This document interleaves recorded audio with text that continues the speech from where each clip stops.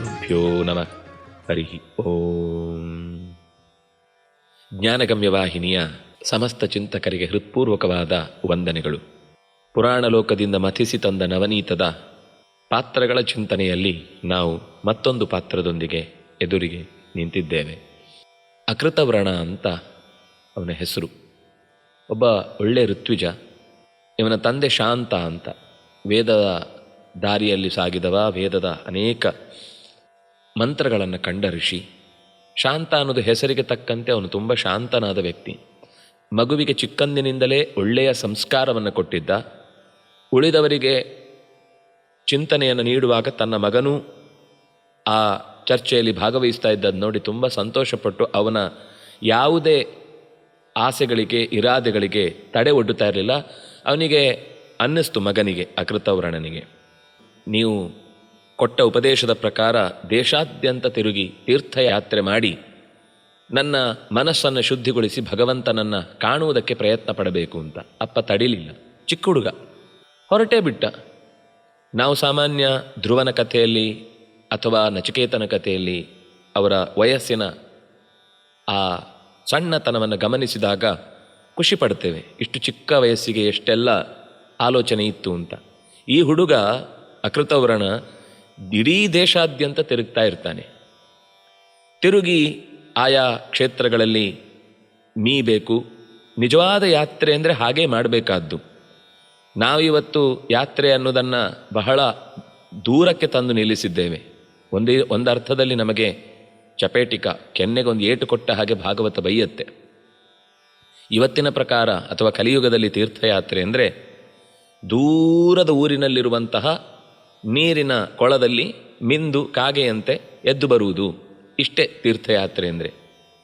ಬರೀ ಮೀಯುವುದು ತೀರ್ಥಯಾತ್ರೆ ಅಲ್ಲ.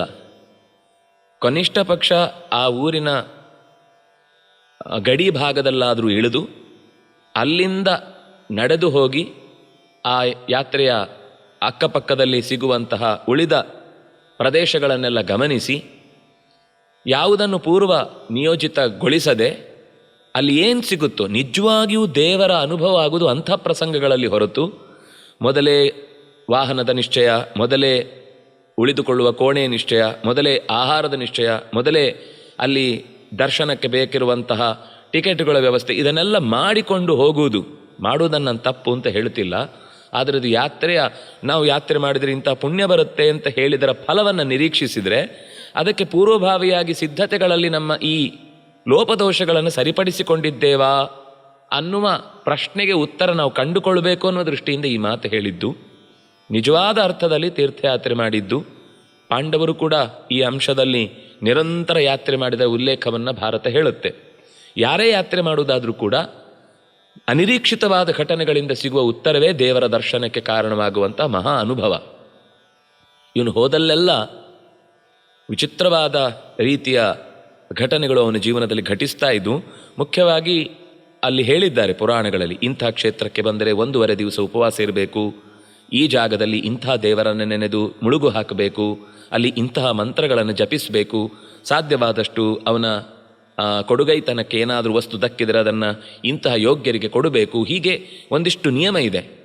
ಅದು ಆ ಒಂದೊಂದು ಕ್ಷೇತ್ರಕ್ಕೆ ಒಂದೊಂದು ಥರದ ನಿಯಮಗಳನ್ನು ಹೇಳ್ತಾರೆ. ಅವನು ಆ ಪ್ರಕಾರವೇ ಅಷ್ಟು ದಿನ ಅಲ್ಲಿ ಕೆಲವು ಕಡೆಗಳಲ್ಲಿ 5 ದಿವಸ ವಾಸ, ಅಲ್ಲಿಯ ಜ್ಞಾನಿಗಳ ಜೊತೆಗೆ ಚರ್ಚೆ, ಅಲ್ಲಿಯ ಕ್ಷೇತ್ರದಲ್ಲಿ ವಿಶೇಷವಾದ ಮಂತ್ರದ ಅಥವಾ ಆ ಕ್ಷೇತ್ರದಲ್ಲಿ ಇರುವ ದೇವತೆಗಳ ವಿಶಿಷ್ಟ ಪರಿಚಯವನ್ನು ಪಡ್ಕೊಳ್ಳೋದು, ಇದೆಲ್ಲವನ್ನು ಮಾಡ್ತಾ ಹೋಗುವ ಒಂದು ಕಾಡಿನ ದಾರಿಯಲ್ಲಿ ಸಿಕ್ಕಿಬಿದ್ದ ಅವನನ್ನು ಒಂದು ಹುಲಿ ಅಟ್ಟಿಸಿಕೊಂಡು ಬಂತು ಅಂದರೆ ಅವನು ಹೇಗೋ ಆ ಕಾಡಿನಲ್ಲಿ ಓಡಾಡಿ ಅವನಿಗೆ ಸ್ವಲ್ಪ ದೇಹದಲ್ಲಿ ಶಕ್ತಿ ಇತ್ತು. ಅದರಿಂದಾಗಿ ಜತನ ಹಾಕಿ ತಪ್ಪಿಸಿಕೊಂಡು ಬೆಟ್ಟ ಹತ್ತಿ ಗುಹೆ ಒಳಗೆ ಜಾರಿ ಯಾವುದೋ ನದಿಯಲ್ಲಿ ಕೊಚ್ಚಿ ಏನೇನೋ ಮಾಡ್ಕೊಂಡು ಬಂದ. ಒಂದು ಸುಂದರವಾದ ದೃಶ್ಯವನ್ನು ಕಲ್ಪಿಸಿಕೊಳ್ಬೋದು. ಬಹಳ ಚೆನ್ನಾಗಿ ಪುರಾಣವು ಕೂಡ ಅವನ ಆ ಸಾಹಸವನ್ನು ನಿರೂಪಣೆ ಮಾಡುತ್ತೆ. ಹುಲಿಯ ಕೈಗೆ ಸಿಗಲಿಲ್ಲ ಅವನು ಬಹಳ ಹೊತ್ತಿನ ತನಕ. ಆದರೆ ಕೊನೆಗೆ ಎಷ್ಟಾದರೂ ಮನುಷ್ಯ ಪ್ರಾಣಿಯ ದೇಹದಲ್ಲಿರುವ ಕಸು ಮನುಷ್ಯನ ದೇಹಕ್ಕೆ ಹೋಲಿಕೆ ಇಲ್ಲ. ಅದು ಅವನನ್ನು ಹತ್ತಿರ ಸಮೀಪಿಸಿ ಬಿದ್ದ. ಒಂದು ಕಡೆ ಬಿದ್ದಾಗ ಅವನು ಅದನ್ನೇ ನೋಡ್ತಾ ಕೂತಿದ್ದಾನೆ. ಅವನ ಮೇಲೆ ಎರಗಿ ಇನ್ನೇನು ಅವನ ಮುಖಕ್ಕೆ ಬಾಯಿ ಹಾಕಿ ಅವನನ್ನು ಕೊಲ್ಲಬೇಕು ಅನ್ನುವಷ್ಟರಲ್ಲಿ ಒಂದು ಆಯುಧ ಆ ಹುಲಿಯ ಮೇಲೆ ತಾಕಿ ತಕ್ಷಣವೇ ಆ ಹುಲಿ ಸುಟ್ಟು ಭಸ್ಮವಾಗಿ ಪಕ್ಕದಲ್ಲಿ ಬಿದ್ದೋಯ್ತು. ಬಹಳ ಆಶ್ಚರ್ಯ ಆಯಿತು ಅವನಿಗೆ, ಯಾರು ಅಂತ. ದೂರದ ಬೆಟ್ಟದಲ್ಲಿ ನೋಡಿದರೆ ಗಾಳಿಯ ವೇಗಕ್ಕೆ ಹಾರುತ್ತಿರುವ ಶಲ್ಯವನ್ನು ಹೊತ್ತು ನಿಂತಹ ಜಟೆ ಹಿಡಿದ ಪರಶುವನ್ನು ಕೈಯಲ್ಲಿ ಹಿಡಿದು ನಿಂತ ಪರಶುರಾಮ. ಈ ಕಾಲದಲ್ಲಿ ಅವನಿಗೆ ಅಕೃತವ್ರಣ ಅಂತ ಹೆಸರು ಬಂತು ಅಂತ ಪುರಾಣ ಉಲ್ಲೇಖ ಮಾಡುತ್ತೆ. ವ್ರಣ ಅಂದರೆ ಗಾಯ, ಕೃತ ಅಂದರೆ ಆದ ಗಾಯ, ಅಕೃತ ಅಂದರೆ ಗಾಯವಾಗದ ಸ್ಥಿತಿಯಲ್ಲಿ ರಕ್ಷಣೆಗೆ ಒಳಪಟ್ಟವ ಅಂತ ಅವನ ಹೆಸರು. ಅದು ನಿಜವಾದ ಅರ್ಥದಲ್ಲಿ ಪರಶುರಾಮನಿಂದ ಅವನ ಮೈ ಮೇಲೆ ಒಂದು ಉಗುರು, ಒಂದು ಹಲ್ಲಿನ ಗುರುತು ಬೀಳುವ ಮುನ್ನವೇ ಅವನನ್ನು ರಕ್ಷಿಸಿದಾದ್ರಿಂದಾಗಿ ಅವನಿಗೆ ಆ ಹೆಸರು ಬಂತು ಅಂತ. ತನ್ನನ್ನು ರಕ್ಷಿಸಿದವನತ್ತ ಧಾವಿಸಿ ತಾನು ಯಾಕಾಗಿ ಇಷ್ಟು ಹುಡುಕಾಟವನ್ನು ನಡೆಸ್ತಿದ್ನೋ ಅಂಥ ಒಬ್ಬ ಗುರುವಿನ ಪರಿಚಯ ತನಗಾಯಿತು, ತನ್ನ ಲಕ್ಷ್ಯ ಸಿಕ್ಕಿತು ಅಂತ ಭಾವಿಸಿ ಉದ್ದಂಡ ನಮಸ್ಕಾರ ಮಾಡಿದ. ನಮಸ್ಕಾರ ಮಾಡಿ ಕಾಲು ಗಟ್ಟಿ ಹಿಡಿದು ಕೇಳಿದ, ನನ್ನನ್ನು ನಿಮ್ಮ ಜೊತೆಗೆ ಸೇರಿಸಿಕೊಳ್ಳಿ, ನಿಮ್ಮ ಜೊತೆಗೆ ಕರ್ಕೊಂಡು ಹೋಗಿ ಅಂತ. ಒಂದು ಹಂತಕ್ಕೆ ಅವನು ಆಗಲೇ ಚಿಕ್ಕ ವಯಸ್ಸಿನಿಂದ ಬೆಳೆದು ಯೌವನ ಸ್ಥಿತಿಗೆ ಬಂದಿದ್ದ. ಅಷ್ಟೂ ದಿನಗಳ ಕಾಲ ಅವನ ಹುಡುಕಾಟ ಇದ್ದದ್ದು ನನಗೆ ಯೋಗ್ಯನಾದ ಒಬ್ಬ ಗುರು ಬೇಕು ಅಂತ. ಪರಶುರಾಮನ ಸಹೃದಯತೆ ಏನು ಅಂದರೆ ಅವನನ್ನು ಎತ್ತಿ ಅಪ್ಪಿಕೊಳ್ತಾನೆ. ನೀನು ನನಗೆ ಮಿತ್ರನಂತೆ, ಆದರೆ ನಿನಗೇನು ಬೇಕೋ ಅದನ್ನು ನಾನು ನಿನಗೆ ಒದಗಿಸ್ತೇನೆ ಅಂತ. ಹೀಗೆ ಒಂದು ರೀತಿ ಗುರುವೂ ಆಗಿ ಮಿತ್ರನೂ ಆಗಿ ಪರಶುರಾಮ ಅವರ ನಡುವಿನ ಬಾಂಧವ್ಯ ಗಟ್ಟಿಯಾಗುತ್ತೆ.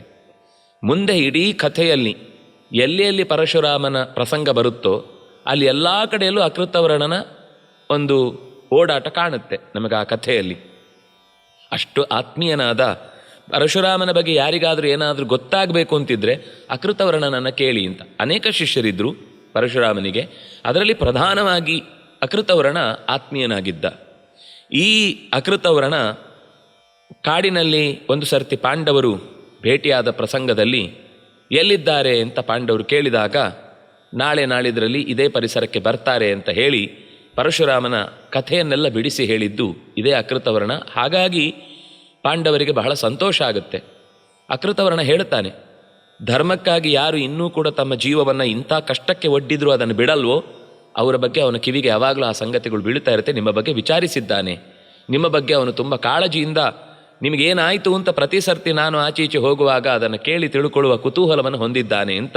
ಹೀಗೆ ಪಾಂಡವರಿಗೆ ಬಹಳ ಆತ್ಮೀಯವಾದ ಭಾವವನ್ನು ಪರಶುರಾಮನ ಮೇಲೆ ಉಂಟು ಮಾಡುವಂತಹ ಮಾತುಗಳನ್ನು ಆಡ್ತಾನೆ. ಅನೇಕ ಸಂವಾದಗಳು ಆಗ್ತವೆ.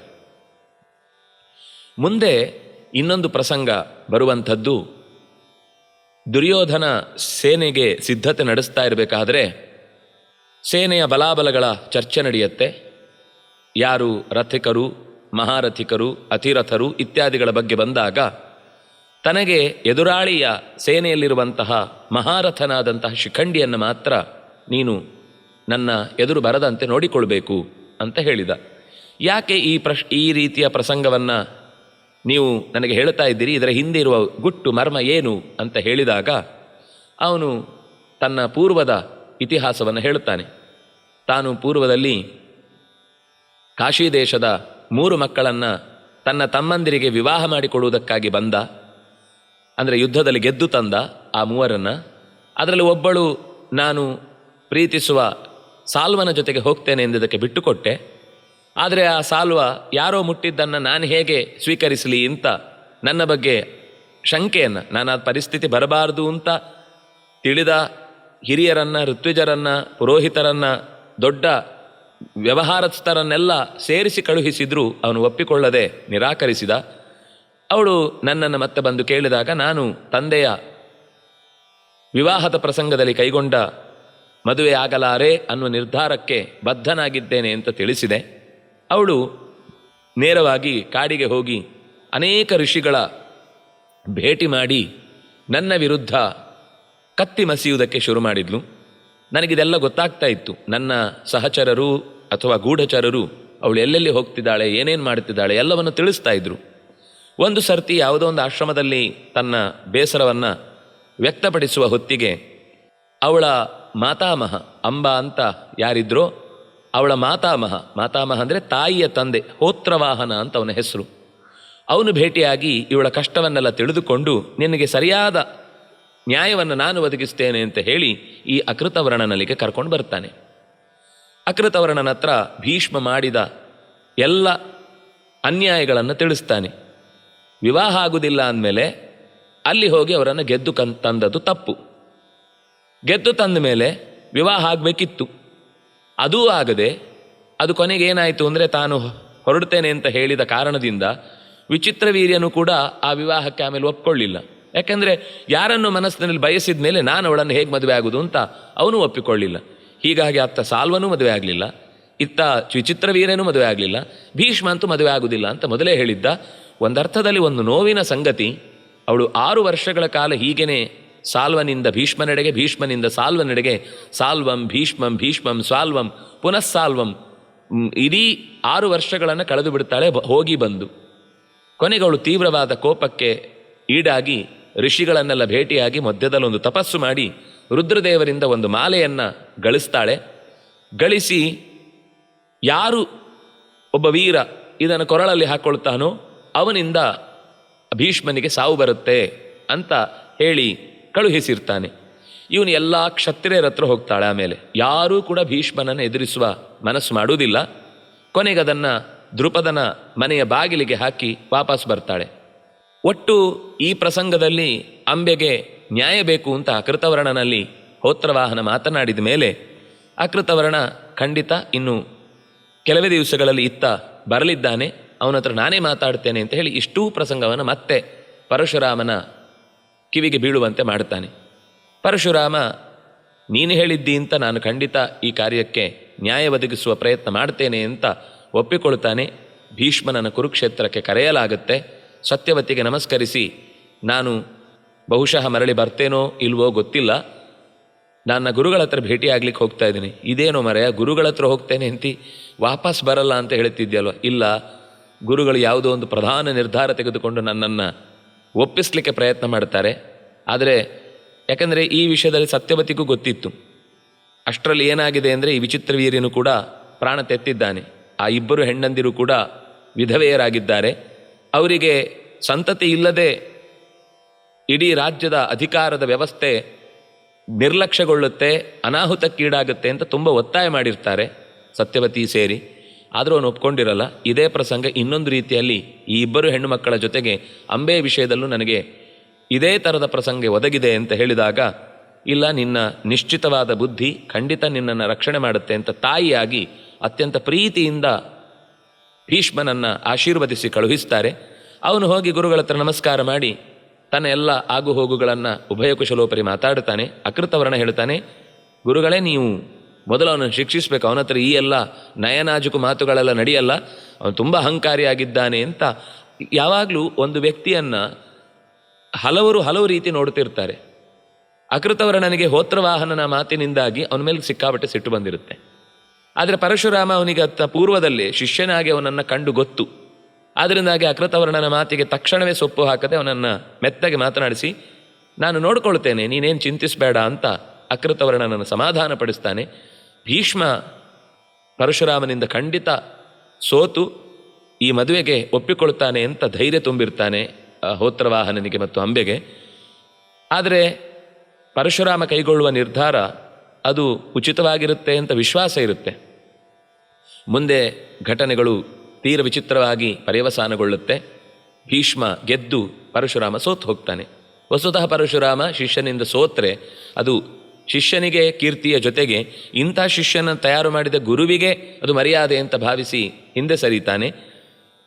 ಅದರ ಉದ್ದೇಶ ಇದ್ದದ್ದು ಅವನ ಮಾತು ನಡೆಸುವುದು ಒಂದಾಗಿದ್ದರೆ, ಈಗದ ಪರಿಸ್ಥಿತಿಯಲ್ಲಿ ಅಂಬೆಯ ಕೋಪ, ಅಸೂಯೆ, ತಾಪ ಇದು ತೀರ ಮಿತಿಮೀರಿದ ಮಟ್ಟಕ್ಕೆ ಹೋಗಿತ್ತು.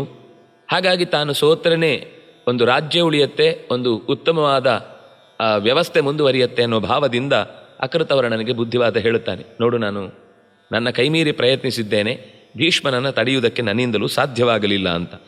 ಹಾಗೆಯೇ ಭೀಷ್ಮನ ಯುದ್ಧದಲ್ಲಿ ಸಾರಥ್ಯ ವಹಿಸಿದವನು ಇವನೇ. ಈ ಅಕೃತವರ್ಣನೇ ಹಿಂದೆಯೂ ಅನೇಕ ಯುದ್ಧಗಳಲ್ಲಿ ದಶರಥನನ್ನು ಎದುರುಗೊಂಡ ಪ್ರಸಂಗದಲ್ಲೂ ಸಾರಥ್ಯ ವಹಿಸಿದವನು ಇದೇ ಅಕೃತವರ್ಣ. ಹೀಗೆ ಅಕೃತವರ್ಣನ ಬೇರೆ ಬೇರೆ ಪ್ರಸಂಗಗಳಲ್ಲಿ, ಅಂದರೆ ಪರಶುರಾಮ ಬಂದಲ್ಲೆಲ್ಲ ಬಂದದ್ದನ್ನು ನಾವು ನೆನಪಿಸಿಕೊಂಡ್ರೆ, ಕೊನೆಗೆ ಭೀಷ್ಮಾಚಾರ್ಯರು ಶರಶೈಯಲ್ಲಿ ಮಲಗಿದ್ದಾಗ ಅವನ ಉಪದೇಶಗಳನ್ನು ಕೃಷ್ಣ ಎಲ್ಲರಿಗೂ ಕೇಳಿಸುವ ಪ್ರಸಂಗದಲ್ಲಿ ಈ ಅಕೃತವರ್ಣನೂ ಅಲ್ಲಿ ಉಪಸ್ಥಿತನಿದ್ದ. ಇಂತಹ ವಿಶಿಷ್ಟವಾದ ಗುಣವಂತಿಕೆಯಿಂದ ಕೂಡಿದಂತಹ ಅಕೃತವರ್ಣ ಗುರುಗಳ ಜೊತೆಗೆ ಮೈತ್ರಿಯನ್ನೂ ವಹಿಸಿ ಲೋಕದಲ್ಲಿ ಅನೇಕ ಜನರಿಗೆ ಪರಶುರಾಮನ ವಿಶೇಷ ಮಾಹಿತಿಗಳನ್ನು ಕೊಡುವುದರ ಜೊತೆಗೆ ಉಪದೇಶಗಳನ್ನು ಬೋಧಿಸ್ತಾ ಇದ್ದ ಅತ್ಯಂತ ಶ್ರದ್ಧಾವಂತನಾದ ಋತ್ವಿಜ ಅಂತ ನಮಗೆ ಗೊತ್ತಾಗುತ್ತೆ. ಬದುಕಿನುದ್ದಕ್ಕೂ ಕೂಡ ಅನೇಕ ಹಿರಿಯರ ಜೊತೆ, ಅನೇಕ ಋಷಿಗಳ ಜೊತೆ ತನ್ನ ಸಂವಾದದ ಮೂಲಕ, ತನ್ನ ಅನೇಕ ಆಖ್ಯಾಯಿಕೆಗಳ ಕಥನದ ಮೂಲಕ ಪ್ರಸಿದ್ಧಿಗೊಂಡಿದ್ದಾನೆ ಅನ್ನೋದು ನಮಗೆ ಪುರಾಣದಲ್ಲಿ ಕಾಣುವ ಸಂಗತಿ. ಈ ಅಕೃತವ್ರಣ ಕೃಷ್ಣ ಸಂಧಾನಕ್ಕೆ ದುರ್ಯೋಧನನ ಆಸ್ಥಾನಕ್ಕೆ ತೆರಳುವಾಗ ಅವನ ರಥದಲ್ಲಿಯೇ ಸೇರಿಕೊಂಡು ಅನೇಕ ಋಷಿಗಳು ಮಧ್ಯದಲ್ಲಿ ಸೇರುತ್ತಾರೆ. ಹಾಗೆ ಈ ಅಕೃತವರ್ಣನು ಕೂಡ ಕೃಷ್ಣನೊಂದಿಗೆ ಆತ್ಮೀಯವಾಗಿ ಸಂವಾದವನ್ನು ನಡೆಸಿ ಆ ಸಂಧಾನದ ವೇದಿಕೆಯಲ್ಲಿ, ಆಸ್ಥಾನದಲ್ಲಿ ಸಾಕ್ಷಿಯಾಗಿ ನಿಲ್ತಾನೆ. ಕೃಷ್ಣನ ಮಾತಿನ ಬಗ್ಗೆ ಬಹಳ ಆತ್ಮೀಯತೆಯನ್ನು ವ್ಯಕ್ತಪಡಿಸ್ತಾನೆ. ಯಾಕೆಂದರೆ ಅಲ್ಲಿ ಪರಶುರಾಮನೂ ಇದ್ದ ಕಾರಣ, ಪರಶುರಾಮ ಬಂದ ಅನ್ನೋದಕ್ಕಿಂತ ಕೃಷ್ಣನ ಮಾತು ಕೇಳಬೇಕು ಅನ್ನುವ ದೃಷ್ಟಿಯಿಂದ ಅಕೃತವರ್ಣನು ಅಲ್ಲಿ ಸಾಕ್ಷಿಯಾಗಿ ನಿಂತ. ಪರಶುರಾಮನು ಕೂಡ ದಂಭೋದ್ಭವ ಮೊದಲಾದ ರಾಜರ ಕಥೆಯನ್ನು ದುರ್ಯೋಧನನಿಗೆ ಹೇಳಿಯೂ ಅವನು ತಿದ್ದಿಕೊಳ್ಳದೇ ಇದ್ದಾಗ ಅಕೃತವರ್ಣ ಪರಶುರಾಮನನ್ನು ಸಮಾಧಾನಪಡಿಸಿದ. ಇವನನ್ನು ತಿದ್ದಲಿಕ್ಕೆ ಸಾಧ್ಯ ಇಲ್ಲ, ಬೊರ್ಗಲ್ಲ ಮೇಲೆ ನೀರೆರೆದಂತೆ ಅನ್ನುವ ಹಾಗೆ ಇವನು ಮೆತ್ತಗಾಗುವವನಲ್ಲ ಅನ್ನುವ ಸಮಾಧಾನವನ್ನು ಹೇಳಿ, ಕೃಷ್ಣನ ಈ ಪ್ರಯಾಣದ ಸಂದರ್ಭದಲ್ಲಿ ಅದು ಒಂದು ಮುಗಿಯದ ಅವಕಾಶ ಇರುವಂತಹ ರಥ, ಎಷ್ಟು ಜನ ಬಂದು ಸೇರಿದರೂ ಅದರೊಳಗೆ ತುಂಬಿಕೊಳ್ಳಿಕ್ಕೆ ಆಗ್ತಿತ್ತು ಅನ್ನುವ ಹಾಗೆ ಸ್ಯಂದನ ಅಂತ ಅದನ್ನು ಕರೀತಾರೆ. ಅದರಲ್ಲಿ ಕೃಷ್ಣನ ಜೊತೆಗೆ ಪರಶುರಾಮನನ್ನು ಕರ್ಕೊಂಡು ಈ ವೇದಿಕೆಗೆ ಬಂದ ಸಂಧಾನದ ಸಂದರ್ಭದಲ್ಲಿ. ಹೀಗೆ ಅಕೃತವರ್ಣ ಕೃಷ್ಣನಿಗೂ ಅತ್ಯಂತ ಆಪ್ಯಾಯಮಾನವಾದಂತಹ ಮಾತುಗಳಿಂದ ಹತ್ತಿರನಾದವ, ಮೆಚ್ಚುಗೆಯಾದವ ಅನ್ನೋದನ್ನು ನಾವು ಈ ಪಾತ್ರದ ವಿಶೇಷ ಅಂಶಗಳನ್ನು ಗಮನಿಸಲಿಕ್ಕೆ ಸಾಧ್ಯ ಇದೆ. ಹೀಗೆ ಅಕೃತವರ್ಣ ತನ್ನ ತಂದೆಯನ್ನು ನಿರಂತರ ನೆನಪಿಸ್ಕೊಳ್ತಾನೆ. ನನ್ನ ತಂದೆ ಅಕಸ್ಮಾತ್ ನನ್ನ ಅಪೇಕ್ಷೆಗಳಿಗೆ ಅಡ್ಡಗಾಲು ಹಾಕಿದ್ದಿದ್ರೆ ಇವತ್ತು ನಾನು ಪರಶುರಾಮನ ಸ್ನೇಹಿತನಾಗಿಯೂ ಅಥವಾ ಪರಶುರಾಮನಿಗೆ ಶಿಷ್ಯನಾಗಿಯೂ ಬೆಳೀಲಿಕ್ಕೆ ಸಾಧ್ಯ ಇರಲಿಲ್ಲ. ಹಾಗಾಗಿ ಇಂತಹ ಸಂತತಿ ಸಾವಿರವಾಗಲಿ ಅನ್ನುವ ನೆನಪನ್ನು ಕೂಡ ಶಾಂತನ ಜೊತೆಗೆ ನಾವು ನಡೆಸಿಕೊಳ್ತಾ, ನಮಗೂ ಕೂಡ ಇಂತಹ ಪಾತ್ರದ ಚಿಂತನೆಯಿಂದ ನಮ್ಮ ಮನಸ್ಸಿನಲ್ಲಿ ಮೂಡಿದಂತಹ ವ್ರಣಗಳು, ಯಾವುದೇ ರೀತಿಯ ಇನ್ನೊಬ್ಬರ ಬಗೆಗಿನ ತಪ್ಪು ವಿಷಯವನ್ನು ನಾವು ತಿಳಿದು ಅದನ್ನೇ ಇನ್ನೊಬ್ಬರ ಮೇಲೆ ಮತ್ತೆ ಕೆಟ್ಟ ಉದ್ದೇಶದಿಂದ ವಮನಗೈಯುವಂತಹ ದುಸ್ಸಾಹಸ ನಮ್ಮಿಂದ ಆಗದೇ ಇರಲಿ. ಅವನಿಗೆ ಪರಶುರಾಮ ಇದ್ದ, ತಿದ್ದಿದ. ನಮಗೆ ಅಕೃತವರ್ಣನೇ ಪರಶುರಾಮನ ಪರಿಚಯವನ್ನು ಮಾಡಿಸಿ ಆ ಮೂಲಕ ನಮ್ಮಲ್ಲಿ ಮೂಡಿದಂತಹ ದುಷ್ಟ ಭಾವನೆಗಳನ್ನು ದೂರೀಕರಿಸುವಲ್ಲಿ ಅಕೃತವರ್ಣನ ಪಾತ್ರದ ಚಿಂತನೆ ಅತ್ಯಂತ ಮಹತ್ವವಾದದ್ದು ಅಂತ ಭಾವಿಸೋಣ. ಹೀಗೆ ಅಕೃತವರ್ಣನ ಚಿಂತನೆಯನ್ನು ನಮಗೆ ಈ ವೇದಿಕೆಯ ಮೂಲಕ ನಡೆಸಿಕೊಡಲಿಕ್ಕೆ ಪ್ರಾಯೋಜಕತ್ವವನ್ನು ವಹಿಸಿಕೊಂಡಿರುವಂತಹ BN ಕಾಳಪ್ಪ ಅವರ ಸ್ಮರಣಾರ್ಥವಾಗಿ, ಅವರ ಕುಟುಂಬದವರು ಏನು, ಅವರಿಗೆಲ್ಲರಿಗೂ ಕೂಡ ಭಗವಂತನ ವಿಶೇಷ ಕರುಣೆ ಇರಲಿ. ಪರಶುರಾಮನ ವಿಶೇಷ ಅನುಗ್ರಹ ಅಕೃತವರ್ಣನ ಮೇಲೆ ಇದ್ದಂತೆ ಅವರಿಗೂ ಕೂಡ ಭಗವಂತ ಆ ಅನುಗ್ರಹವನ್ನು ದಯಪಾಲಿಸಲಿ ಅಂತ ಪ್ರಾರ್ಥಿಸ್ತಾ ನಮಸ್ಕಾರ.